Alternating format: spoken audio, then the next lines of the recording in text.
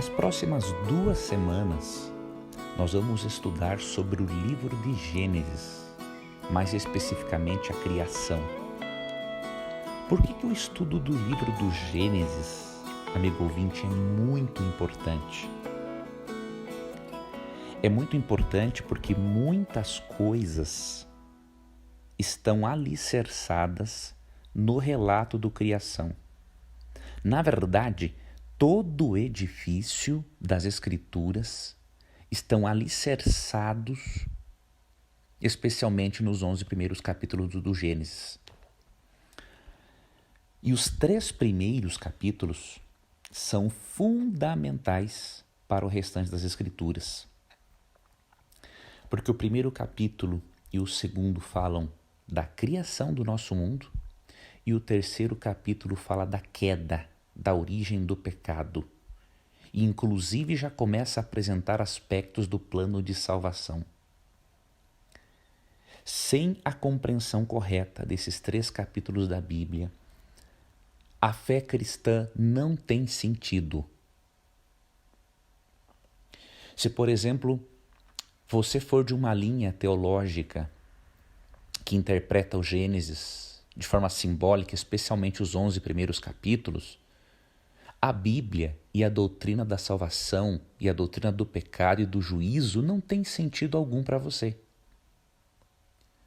Afinal, se os 11 primeiros capítulos do Gênesis são simbólicos, se os dias da criação não são dias de 24 horas, mas eras,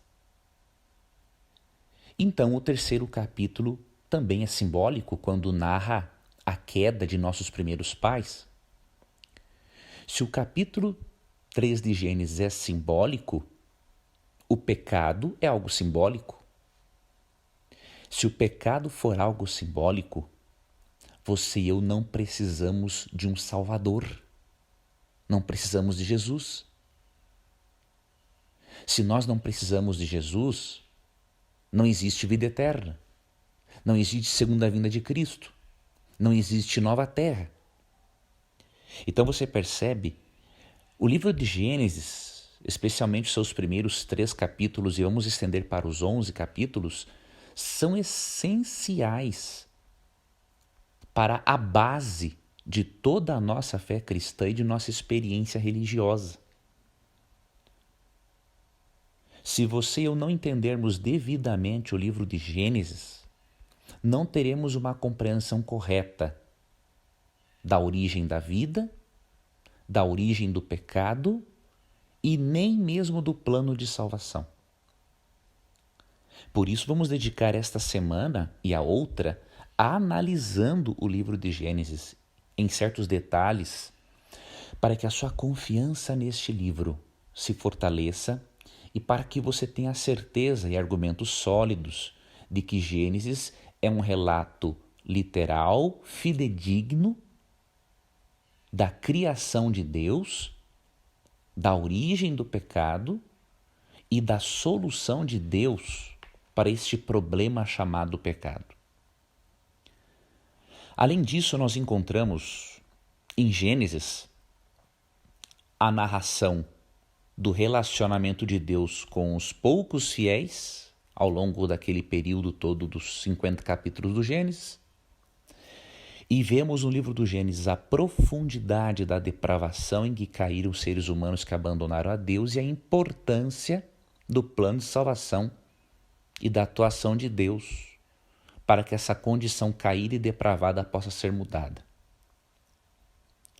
Encontramos várias doutrinas no livro do Gênesis. Vou mencionar aqui apenas 7. A doutrina da criação, a doutrina da entrada do pecado, a promessa da salvação, doutrina da salvação, o livre-arbítrio corrompido, mas não ausente, da natureza humana. Encontramos a ideia de que a desobediência a Deus traz maldição. Encontramos a doutrina do sábado, que nos ensina sobre o descanso, adoração e celebração. E a 7ª que eu vou destacar, encontramos a doutrina do matrimônio, que aí fala do lar, da sexualidade e dos filhos. Então, este estudo da semana será vital para que você e eu possamos dar sentido à nossa fé cristã e entendermos melhor a vida, o propósito da nossa existência e o plano de salvação. Então eu aguardo a você no estudo desta semana. Um forte abraço e até amanhã.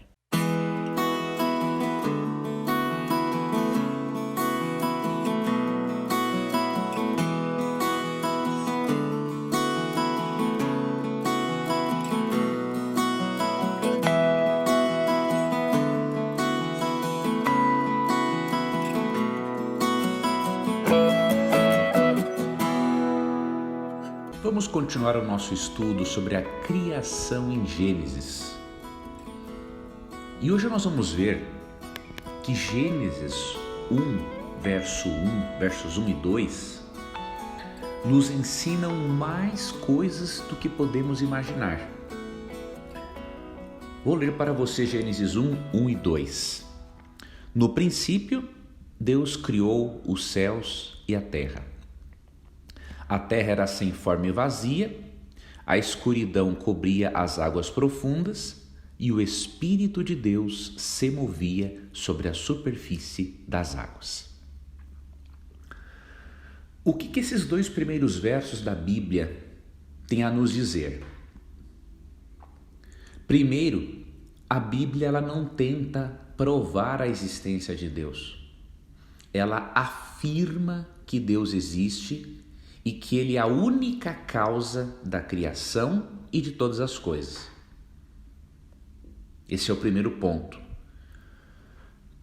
O segundo ponto, a Bíblia diz nesse verso que Deus existia antes do princípio do nosso mundo.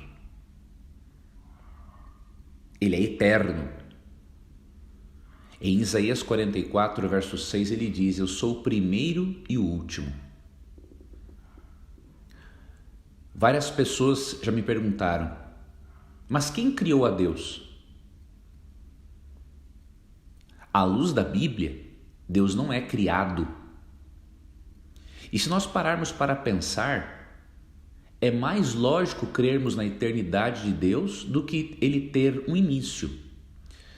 Porque se alguém tivesse criado a Deus, nós deveríamos adorar a esse alguém e não a Deus.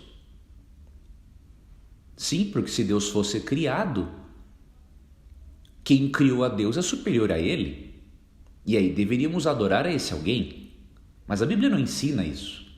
A Bíblia ensina que Deus é o primeiro e o último. E mesmo que você e eu não tenhamos uma compreensão do que é eternidade, mesmo que isso seja algo ainda vago para nós, nós precisamos aceitar, porque não existe só a lógica humana neste mundo.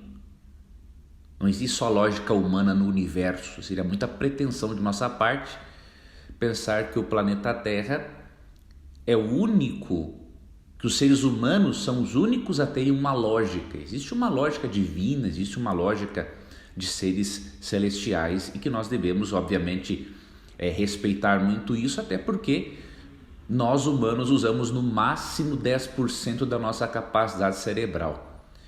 Se com esses 10% da capacidade cerebral não entendemos nem a nós mesmos, vamos querer entender a Deus, seria muita pretensão da nossa parte. Outra coisa que aprendemos com esse texto é que a Trindade fez parte da criação. No verso 2 é dito que no momento da criação, o Espírito de Deus se movia sobre a superfície das águas. Algumas traduções dizem pairava sobre as águas. O termo pairar no hebraico é o mesmo termo que aparece em Deuteronômio 32:11. Nós vamos analisar sobre isso em um outro momento, mas em Deuteronômio 32:11 o termo pairar não é algo que acontece simplesmente por acontecer. Descreve ali uma ave voando de modo protetor e vibrante sobre os seus filhotes.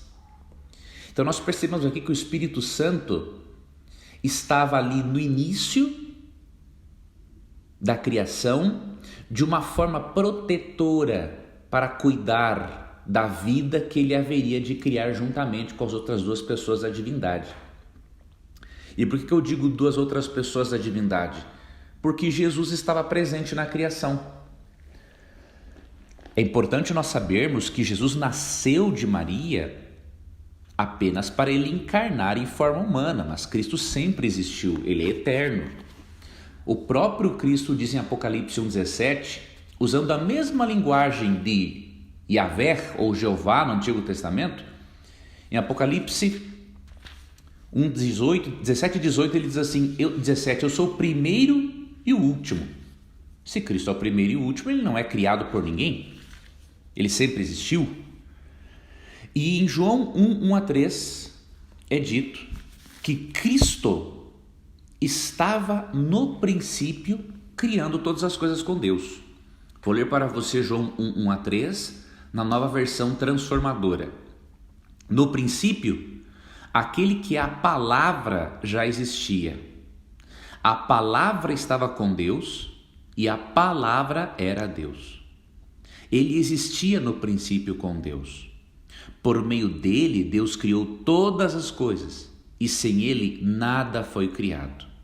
Verso 14, assim, a palavra se tornou ser humano, carne e osso e habitou entre nós. Ele era cheio de verdade, de graça e verdade, e vimos sua glória, a glória do Filho único do Pai. Veja, Cristo é chamado aqui de a palavra, ou no grego logos divino, porque ele era o agente ativo da criação. Houve uma atuação conjunta da Trindade e podemos imaginar Deus o Pai presente na criação, Deus o Filho dando ordem para que as coisas aconteçam e o Espírito Santo fazendo acontecer. A Trindade atuou em conjunto. Outra coisa que podemos aprender de Gênesis 1 e 2 é que a matéria não é eterna. A matéria não é eterna. E hoje, cientistas creem nisso. A matéria teve um começo, teve um início. E o que aprendemos também em Gênesis 1 é de que a Bíblia não aceita nem de perto, nem ateísmo, nem panteísmo, né? Não aceita o ateísmo porque a Bíblia ela afirma a existência de Deus. E não aceita o panteísmo, porque enquanto o panteísmo torna Deus parte de todas as coisas, ensina que Deus está presente em todas as coisas, ou seja, iguala Deus com a criação, a Bíblia faz uma distinção muito grande. A Bíblia apresenta a Deus não como sendo parte de todas as coisas. A Bíblia não ensina que todas as coisas formam Deus, mas que Deus é o Criador de tudo e que Ele está acima da sua criação. Esses são alguns aspectos que Gênesis 1 e 2 nos ensinam. E eu espero que ao longo da semana você continue acompanhando o estudo para que você possa compreender ainda mais essas verdades preciosas sobre a criação no livro de Gênesis. Amanhã nós vamos estudar um outro aspecto de Gênesis sobre a literalidade ou não dos dias da criação. O estudo de amanhã é muito importante. Que Deus te abençoe, um forte abraço e até lá. Eu criei um clube de amigos, um clube de assinantes, para eu poder manter uma relação mais íntima com alguns dos meus internautas, telespectadores e ouvintes. Obviamente, este grupo vai chegar o momento em que eu vou ter de fechá-lo, porque senão eu não vou poder atender a todas as pessoas como eu gostaria. Eu gostaria de convidar você a fazer parte deste clube.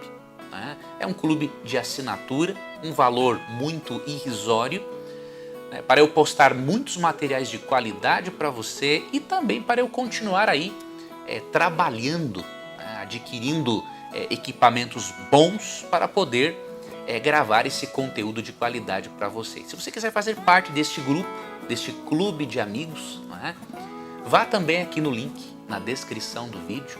Conheça mais a respeito.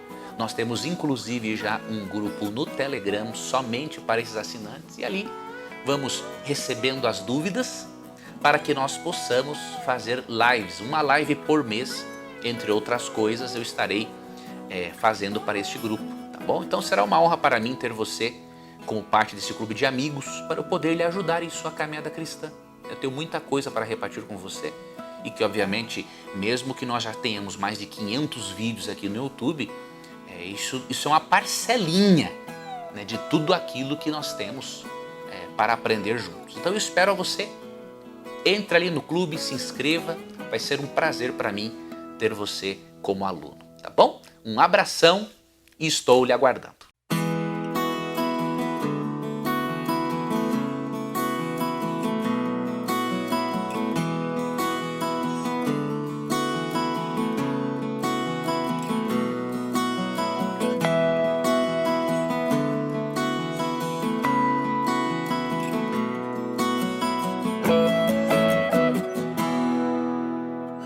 Hoje vamos responder a uma das perguntas mais importantes sobre o estudo da criação no livro de Gênesis. Os dias da criação em Gênesis são literais ou longas eras?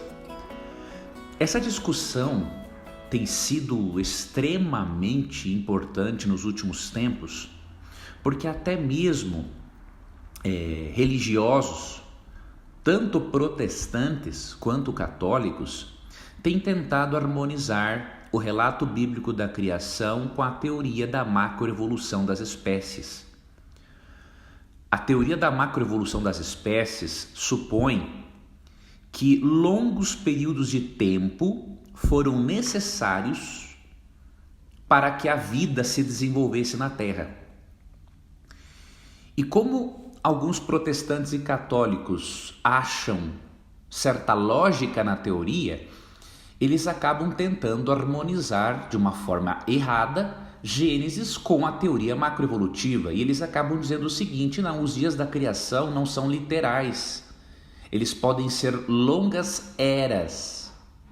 E esta seria uma forma, diríamos assim, de harmonizar a Bíblia com a teoria macroevolutiva, que para alguns tem uma certa lógica.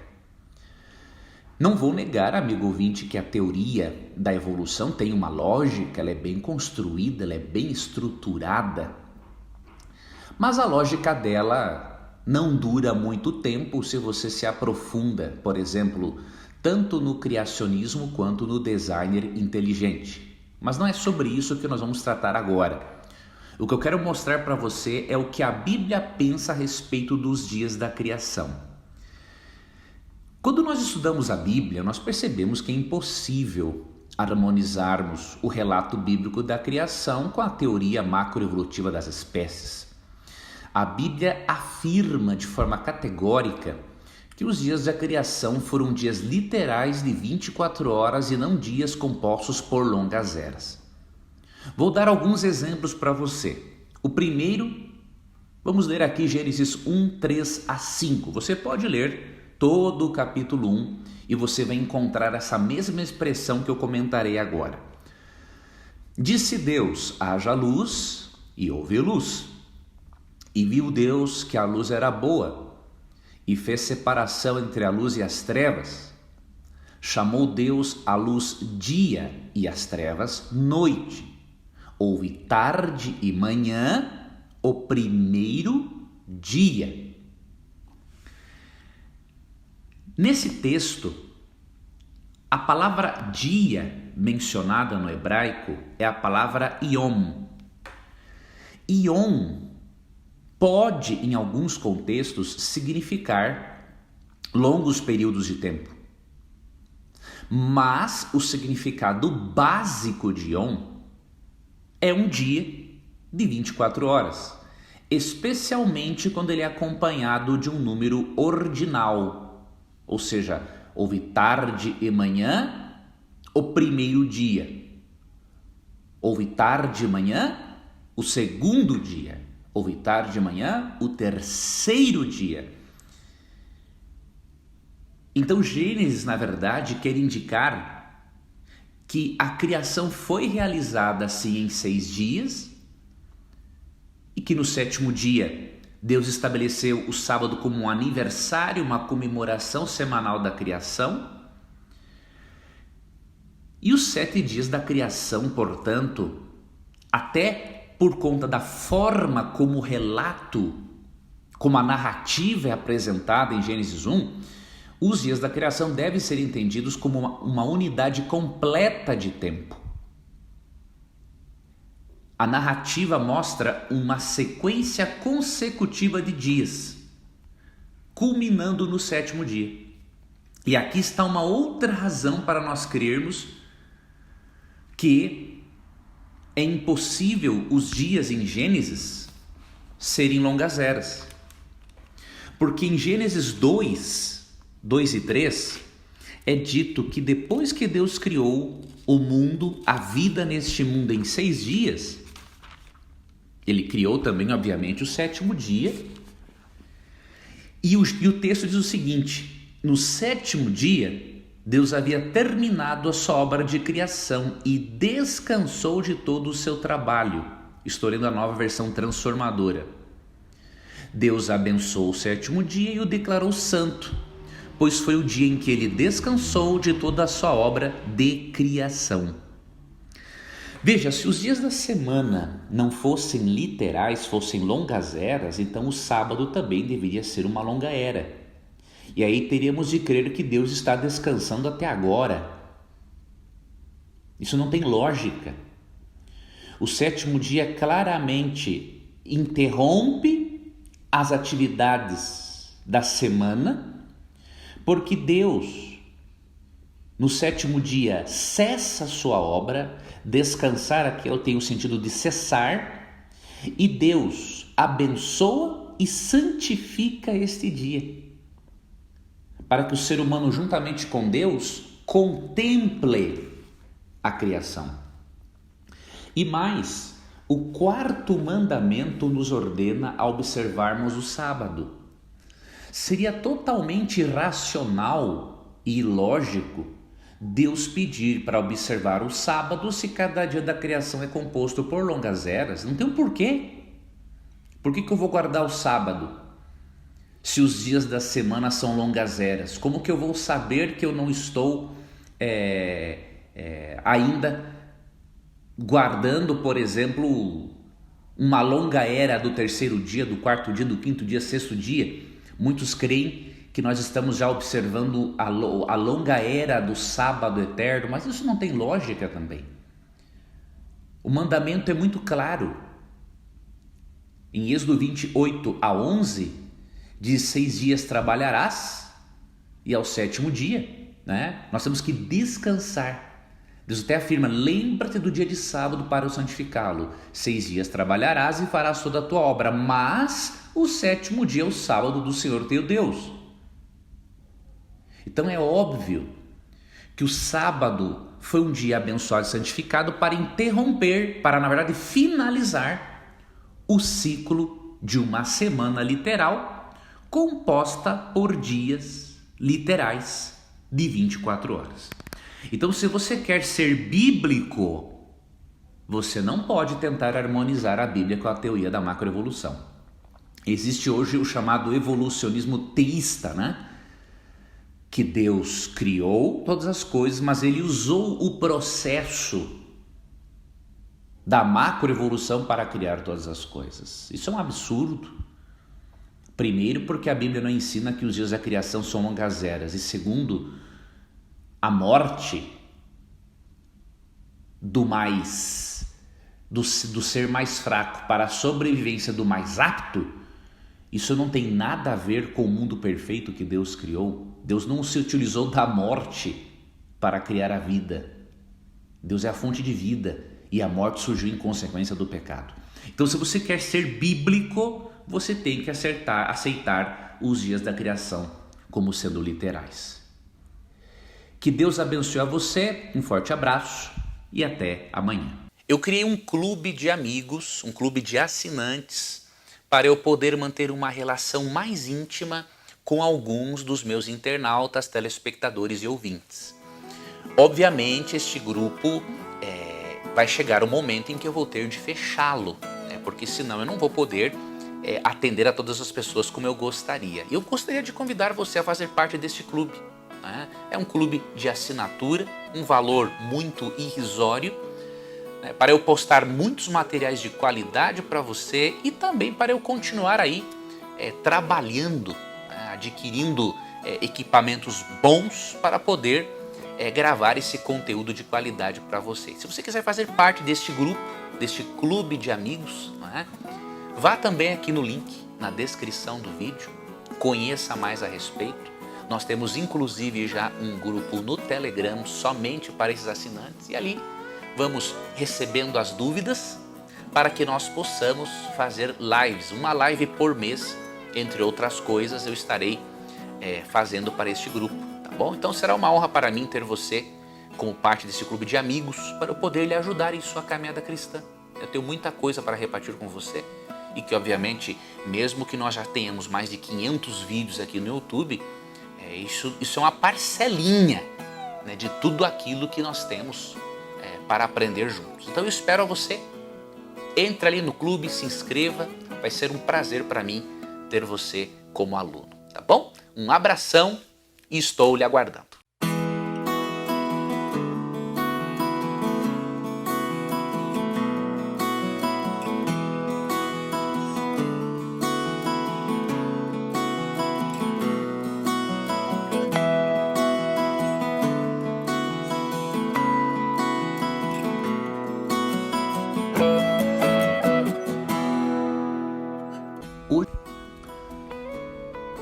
Na aula de ontem, aprendemos que, de acordo com a Bíblia, os dias da criação são dias literais de 24 horas. A Bíblia não negocia isso. Hoje eu quero mostrar para você a importância de observarmos o sábado como um aniversário semanal da criação de Deus. Mesmo que você não observe o sábado, que você seja um observador do domingo, que você não observe dia algum, eu convido a você para escutar este áudio até o final. Tenha sua mente aberta para um outro conhecimento. E eu creio que o Espírito Santo vai lhe dar insights preciosos acerca desse assunto. Por que o estudo da doutrina do sábado é importante? Em primeiro lugar, não é importante para nos dar o direito à salvação. A salvação é um presente de Deus, é unicamente através da graça de Jesus Cristo e recebemos isso pela fé em Cristo, de acordo com Efésios 2, 8 e 9, de acordo com o livro de Gálatas, de acordo com Romanos. Entretanto, mesmo que a salvação seja apenas pela graça, Deus estabeleceu um dia para nós comemorarmos, para nós celebrarmos a criação e o poder criador daquele Deus que nos salva. Vamos ler Gênesis 2, 1 a 3. Vou ler agora na versão Almeida, Revista e Atualizada, que diz assim: Assim, pois, foram acabados os céus e a terra e todo o seu exército. E havendo Deus terminado no dia 7º a sua obra que fizera, descansou nesse dia de toda a sua obra que tinha feito. E abençoou Deus o dia 7º e o santificou, porque nele descansou de toda a obra que, como Criador, fizera. Depois de criar o mundo em 6 dias literais, Deus estabelece o sábado, também um dia literal, como um aniversário semanal do seu poder criador. E o sábado tem um diferencial em relação aos demais dias da semana. Primeiro, porque foi o dia em que Deus descansou. O termo descansar aqui no hebraico tem mais o sentido de cessar as atividades. Porque Deus não se cansa. Como diz Isaías capítulo 40, né? Deus não se cansa e nem se fadiga. O termo descansar aqui significa cessar. Então, no 7º dia, Deus cessa todas as suas atividades e passa aquele dia contemplando a sua criação juntamente com Adão e Eva, que haviam sido criados no sexto dia. Ok? E além disso, é dito que Deus abençoou e santificou o sétimo dia. Ou seja, a teoria, amigo ouvinte, de que todos os dias são iguais para Deus é puramente humana, é dedução humana, não é bíblica. A Bíblia não ensina que Deus abençoou e santificou todos os dias da semana. Todos os dias são importantes, todos os dias são maravilhosos, todos os dias da criação foram únicos e lindos. Porém, o único dia que foi abençoado e santificado foi o sábado. E o que isso significa? Que Deus tornou o sábado um dia separado, consagrado, abençoado em relação aos demais. Alguns chegam a dizer assim, mas em Gênesis 2, 1 a 3 não diz que o sétimo dia é o sábado, mas que isso é uma falta de raciocínio lógico.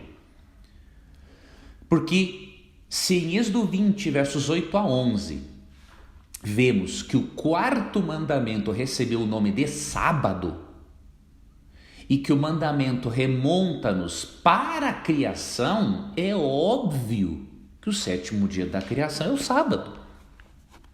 Uma questão de análise lógica simples. Além disso, o próprio Cristo, quando comenta o sábado, no contexto em que ele não apoia o fanatismo farisaico criado em relação ao sábado e a toda a lei de Deus, Cristo também remonta o sábado à criação. Porque em Marcos 2,27 ele diz, o sábado foi estabelecido por causa do homem, e não o homem por causa do sábado. Então Cristo mostra aqui para os fariseus que na criação o sétimo dia obviamente era chamado de sábado, e mostra especialmente para os fariseus que o sábado foi estabelecido para benefício do ser humano, para que ele pudesse contemplar a criação de Deus juntamente com o Criador no princípio do mundo. E aqui Cristo está fazendo uma correção quanto à forma legalista e fanática de observar o sábado. E mais, amigo ouvinte, a Bíblia convida a você e a mim a adorarmos a Deus no sétimo dia. É claro que nós devemos adorar a Deus em espírito e em verdade, como diz João 4, 23 e 24, e devemos fazer isso todos os dias da semana. Mas Deus estabeleceu um dia especial em que Ele abençoou e santificou, e nós não podemos negar isso. Em Apocalipse 14, 7, um dos 3 últimos recados de Deus à humanidade, juntamente com o Evangelho eterno de salvação pela graça, um dos 3 últimos recados para a humanidade diz o seguinte: temei a Deus e dai-lhe glória, pois é chegada a hora do seu juízo. E adorai aquele que fez o céu e a terra e o mar e as fontes das águas. Aqui nós somos convidados a respeitarmos a Deus porque é chegada a hora do juízo. E já que é chegada a hora do juízo, somos convidados a adorarmos ao Criador no sétimo dia, porque essas palavras finais de Apocalipse 14, 7 são as mesmas palavras de Êxodo 20, verso 11, que nos dá razão para guardarmos o sábado. Ou seja, juntamente com a aceitação do Evangelho, que ensina a salvação pela fé em Cristo, Deus nos convida para o adorarmos no dia que Ele abençoou e santificou, para nós nos aproximarmos ainda mais do único que pode nos salvar do pecado e da morte eterna, que é Jesus Cristo. O sábado é um convite à adoração ao Deus que nos salva. Não é um meio de salvação, mas é um convite à adoração àquele que pode nos salvar. Que você aceite este mandamento divino, que você não permita que argumentos humanos distorçam aquilo que a Bíblia claramente ensina. Obrigado por sua companhia, um forte abraço e até amanhã. Eu criei um clube de amigos, um clube de assinantes, para eu poder manter uma relação mais íntima com alguns dos meus internautas, telespectadores e ouvintes. Obviamente, este grupo vai chegar o momento em que eu vou ter de fechá-lo, né? Porque senão eu não vou poder atender a todas as pessoas como eu gostaria. Eu gostaria de convidar você a fazer parte deste clube, né? É um clube de assinatura, um valor muito irrisório, né? Para eu postar muitos materiais de qualidade para você e também para eu continuar aí trabalhando, né? Adquirindo equipamentos bons para poder gravar esse conteúdo de qualidade para vocês. Se você quiser fazer parte deste grupo, deste clube de amigos, né, vá também aqui no link na descrição do vídeo, conheça mais a respeito. Nós temos inclusive já um grupo no Telegram somente para esses assinantes e ali vamos recebendo as dúvidas para que nós possamos fazer lives, uma live por mês, entre outras coisas eu estarei fazendo para este grupo. Bom, então será uma honra para mim ter você como parte desse clube de amigos para eu poder lhe ajudar em sua caminhada cristã. Eu tenho muita coisa para repartir com você e que obviamente, mesmo que nós já tenhamos mais de 500 vídeos aqui no YouTube, isso é uma parcelinha, né, de tudo aquilo que nós temos para aprender juntos. Então eu espero você, entre ali no clube, se inscreva, vai ser um prazer para mim ter você como aluno, tá bom? Um abração. E estou lhe aguardando.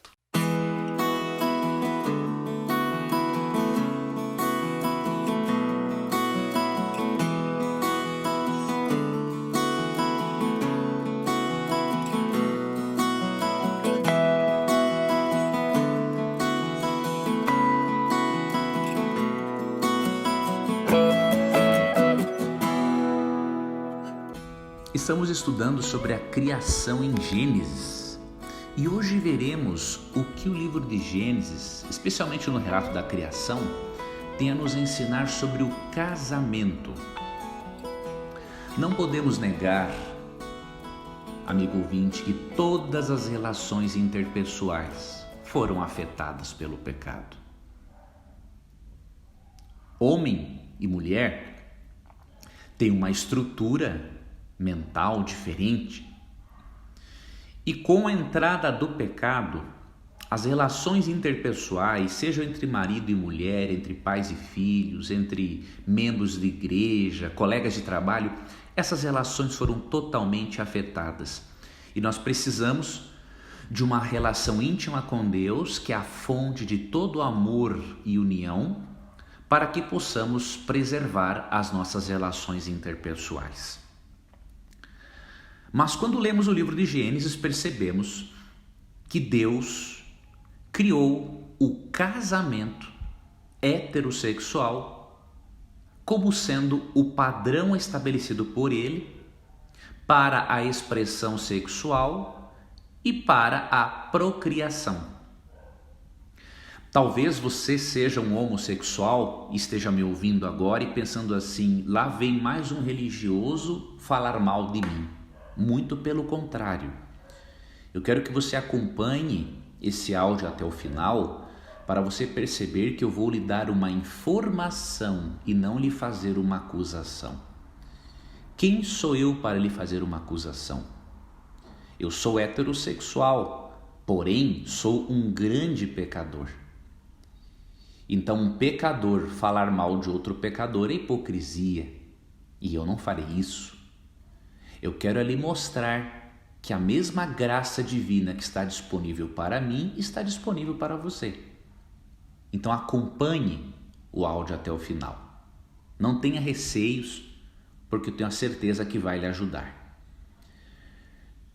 Em primeiro lugar, lemos em Gênesis 1, 26 a 28, que Deus criou o homem e a mulher para refletirem a imagem divina.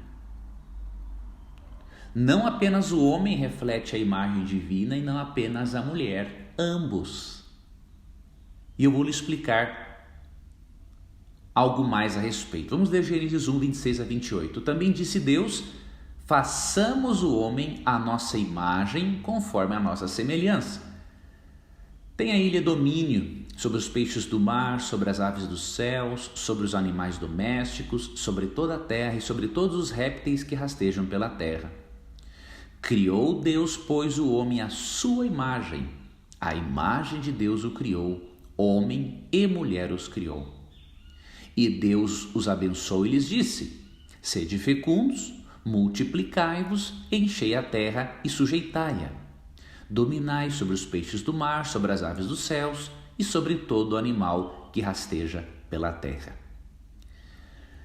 Percebemos no verso 26 que Deus começa esta frase no plural. Ele diz assim: façamos o homem à nossa imagem.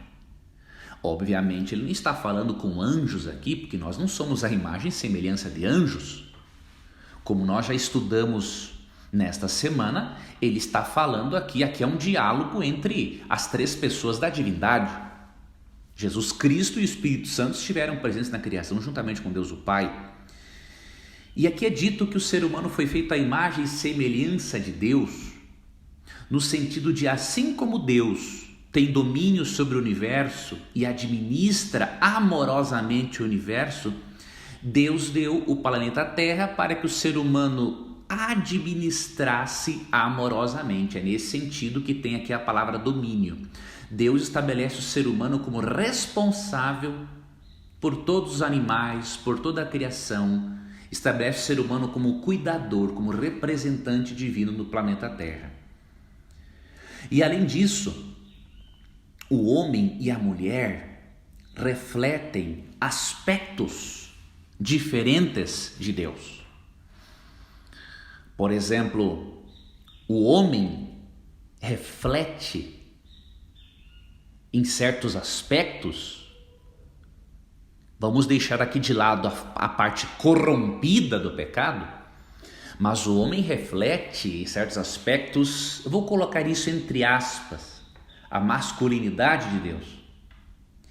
E a mulher reflete também, vou colocar isso entre aspas, a feminilidade de Deus, ou seja, a sensibilidade divina. Em que sentido? Você vê a força de Deus no leão que ele criou, e você vê a sensibilidade, o carinho de Deus na flor que ele criou. Então você percebe que ambos, homem e mulher, refletem aspectos do Criador.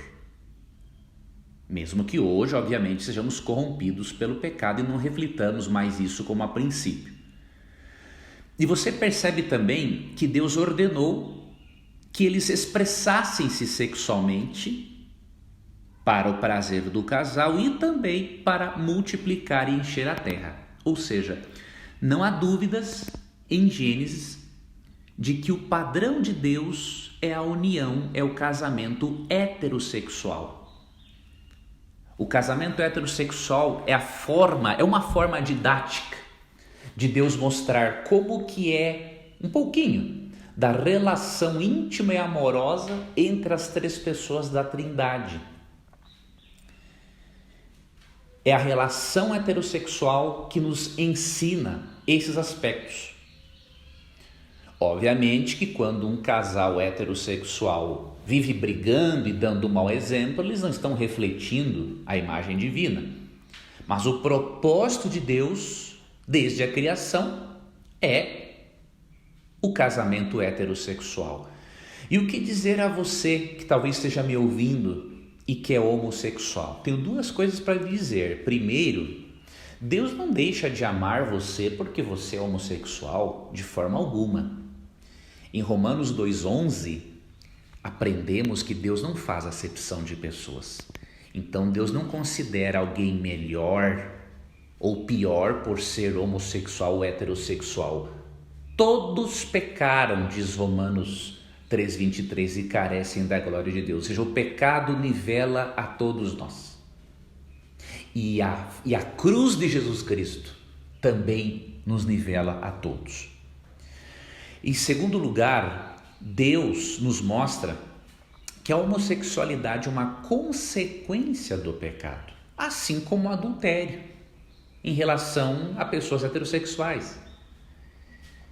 Então, sendo a homossexualidade uma consequência do pecado, Deus convida a todo homossexual a aceitar a graça perdoadora e transformadora dele. Em 1 Coríntios 6,11, falando nos versos 9 e 10 que alguns dos coríntios haviam sido homossexuais, em 1 Coríntios 6,11, Paulo diz que alguns dos coríntios foram homossexuais, mas eles foram lavados, regenerados, transformados por Jesus Cristo e pelo Espírito Santo. Então Deus convida você que é homossexual a experimentar a graça perdoadora e transformadora dele. E a terceira coisa que eu quero lhe dizer: se você aceitar a Jesus como seu Salvador e você lutar contra os desejos homossexuais, eu tenho uma excelente notícia para você: você não perderá o reino dos céus por suas tendências homossexuais. Você perderá o reino dos céus pelo que você decidir fazer com elas.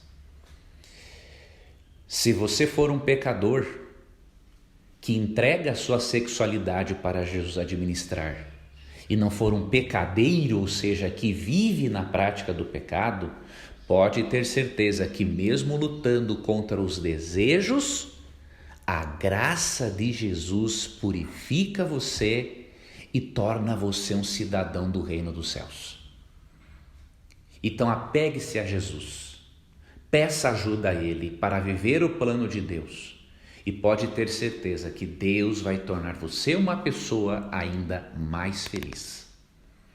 Obrigado por ter ouvido este áudio até o final. Espero que você não tenha se sentido magoado ou ferido, porque este não foi o meu propósito. E se tiver alguma dificuldade, alguma dúvida, escreva nos comentários, não é? Tanto no YouTube quanto no Facebook e no Instagram, e eu estarei à disposição para lhe ajudar. Que Deus te abençoe, um forte abraço e até amanhã.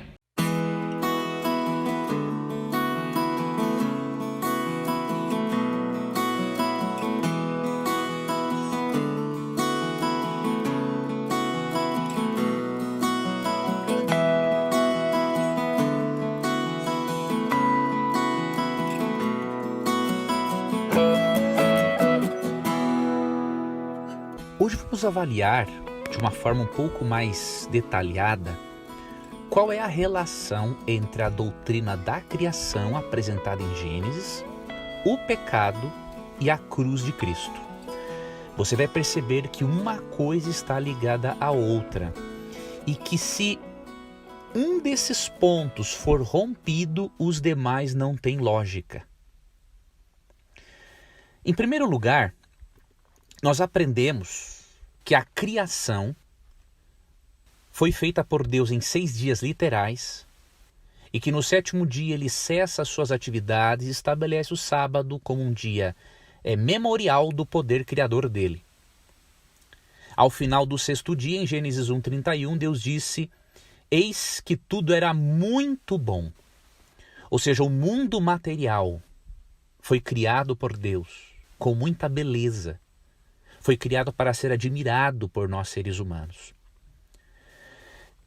E ao mesmo tempo, Deus, em que cria todas as coisas, ele informa Adão e Eva que a imortalidade deles, para continuar, ela tinha uma condição. Eles deveriam serem obedientes a Deus para se manterem ligados à fonte de vida que é Deus.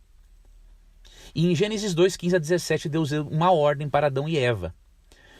Tomou, pois, o Senhor Deus ao homem e o colocou no jardim do Éden para o cultivar e o guardar. E o Senhor Deus lhe deu esta ordem: de toda árvore do jardim comerás livremente, mas da árvore do conhecimento do bem e do mal não comerás, porque no dia em que dela comeres, certamente morrerás. Deus advertiu de que a partir do momento que Adão e Eva se afastassem dele, a fonte de vida, eles se tornariam mortais. E infelizmente foi exatamente isso que aconteceu. No relato de Gênesis 3, percebemos que Gênesis 3 é o capítulo mais triste da Bíblia, porque é neste momento que o ser humano decide rebelar-se contra Deus e atender às insinuações de Satanás, que usou uma serpente, atender às insinuações de que eles poderiam ser como Deus, conhecedores do bem e do mal, e continuarem vivos, apesar de serem pecadores. A partir daí, a morte entrou no nosso mundo como uma intrusa. Tanto que Romanos 5,12 diz: portanto, assim como por um só homem entrou o pecado no mundo, e pelo pecado a morte, assim também a morte passou a todos os homens, porque todos pecaram. Isso significa que a morte não foi usada por Deus, como creem os evolucionistas teístas, para criar o mundo por meio da seleção natural. A morte é uma intrusa na criação de Deus. A morte é resultado do pecado. E, portanto, Deus jamais poderia ter utilizado o processo de seleção natural, em que o mais forte e apto sobrevive em relação ao mais fraco, para ele criar a vida no planeta. Ou seja, um cristão tentar harmonizar a doutrina do pecado, que mostra como consequência a morte, harmonizar isso com a teoria da evolução é um absurdo.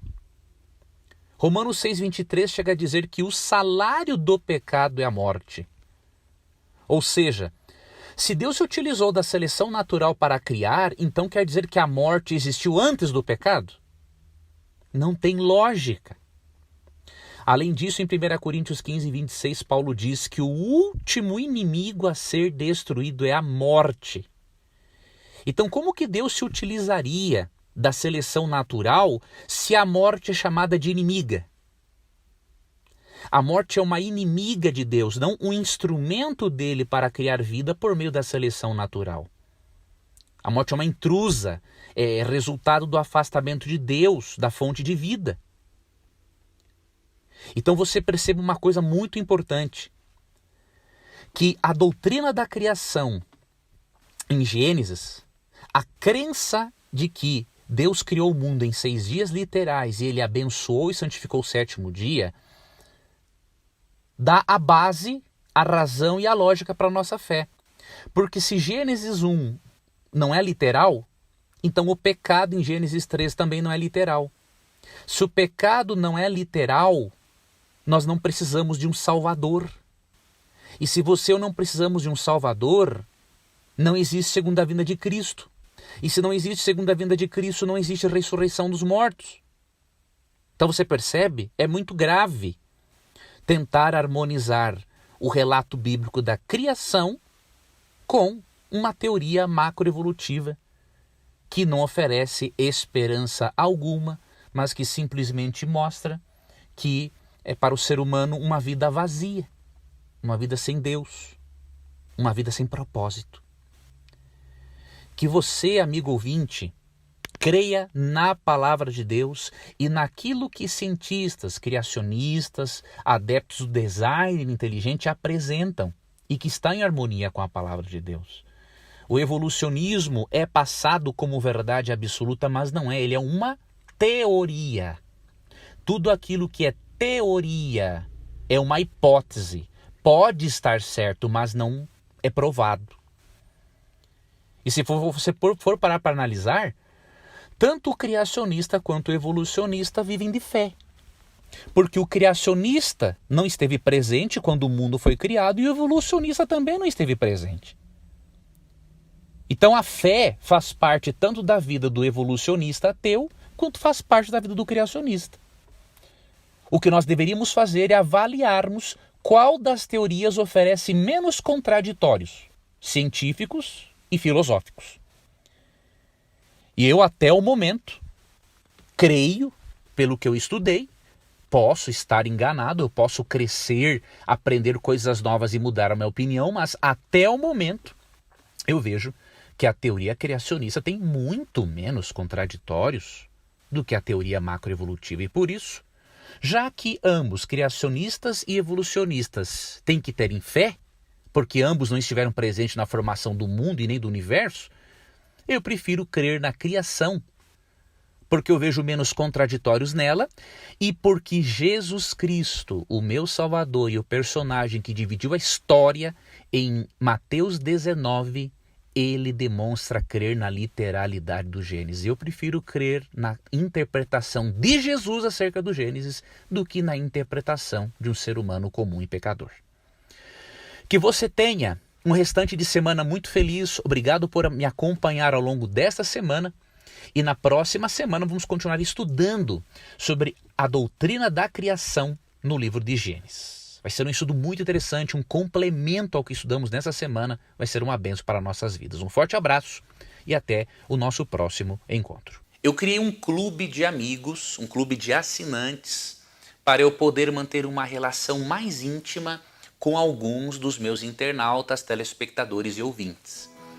Obviamente, este grupo vai chegar o momento em que eu vou ter de fechá-lo, né? Porque senão eu não vou poder atender a todas as pessoas como eu gostaria. Eu gostaria de convidar você a fazer parte deste clube, né? É um clube de assinatura, um valor muito irrisório, né? Para eu postar muitos materiais de qualidade para você e também para eu continuar aí trabalhando, adquirindo equipamentos bons para poder gravar esse conteúdo de qualidade para você. Se você quiser fazer parte deste grupo, deste clube de amigos, vá também aqui no link na descrição do vídeo, conheça mais a respeito.